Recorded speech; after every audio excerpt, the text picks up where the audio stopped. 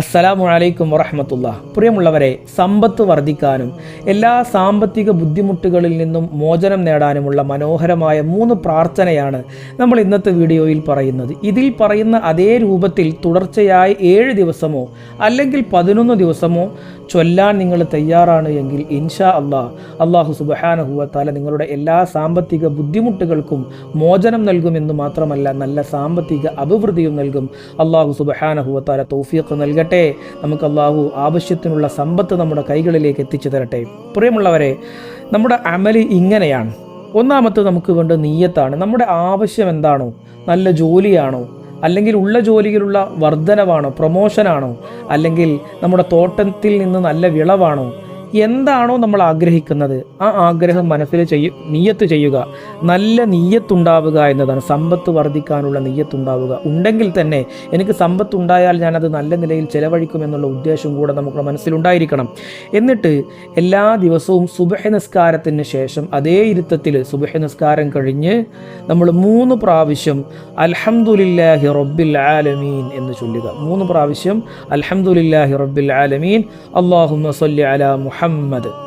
ആദ്യം ഹംദ് ചൊല്ലുക, പിന്നെ സ്വലാത്ത് ചൊല്ലുക. രണ്ടും 3 പ്രാവശ്യം അൽഹംദുലില്ലാഹി റബ്ബിൽ ആലമീൻ, അൽഹംദുലില്ലാഹി റബ്ബിൽ ആലമീൻ, അൽഹംദുലില്ലാഹി റബ്ബിൽ ആലമീൻ, സ്വല്ലല്ലാഹു അലാ മുഹമ്മദ്, സ്വല്ലല്ലാഹു അലാ മുഹമ്മദ്, സ്വല്ലല്ലാഹു അലാ മുഹമ്മദ്. ഇങ്ങനെ ഈ ഹംദും സ്വലാത്തും 3 പ്രാവശ്യം നമ്മൾ ചൊല്ലുക.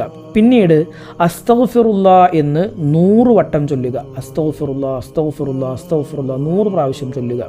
അതിനുശേഷം പരിശുദ്ധ ഖുർആനിൽ ഒരു പ്രാർത്ഥനയുണ്ട്, സൂറത്തുർ റഅദിലെ അല്ലാഹു യബ്സുത്തുർ റിസ്ഖ ലിമൻ യശാഉ വയഖ്ദിർ. ഇതൊരു മനോഹരമായ ആയത്താണ്, സമ്പത്ത് വർദ്ധിക്കാനുള്ള ഒരു ആയത്ത്. അല്ലാഹു യബ്സുത്തുർ റിസ്ഖ ലിമൻ യശാഉ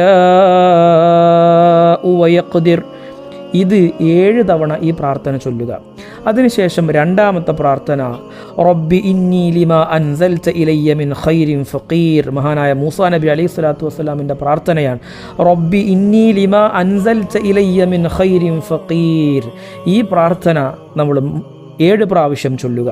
അതിനുശേഷം മൂന്നാമത്തെ പ്രാർത്ഥന اللهم اكفني بحلالك عن حرامك واغنني بفضلك عمن سواك.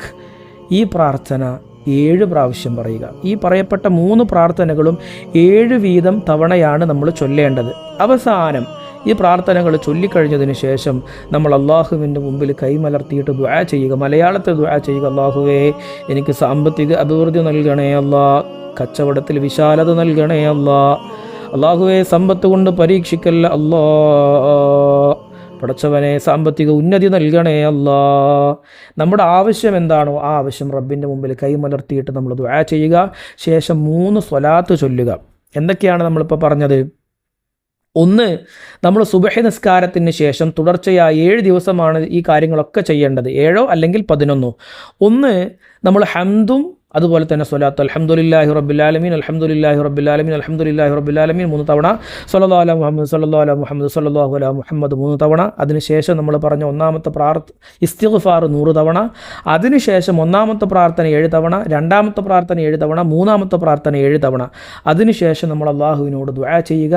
അവസാനം 3 സ്വലാത്തും അല്ലാഹുമ്മ സ്വല്ലി അലാ മുഹമ്മദ് എന്ന് 3 തവണ ചൊല്ലിയിട്ട് നമ്മൾ അവസാനിപ്പിക്കുക. ഇതാണ് അമല്. ഈ അമല് ചെയ്തു കഴിഞ്ഞാൽ ഇൻഷാ അല്ലാഹ് എല്ലാ സാമ്പത്തിക പ്രയാസങ്ങളിൽ നിന്നും അള്ളാഹു നമുക്ക് മോചനം നൽകും. നമുക്ക് നല്ല സമ്പത്ത് അള്ളാഹു വർദ്ധിപ്പിച്ചു തരും. അള്ളാഹു തൗഫീഖ് നൽകട്ടെ. അസ്സലാമു അലൈക്കും വറഹ്മത്തുള്ളാഹി വബറകാതുഹു.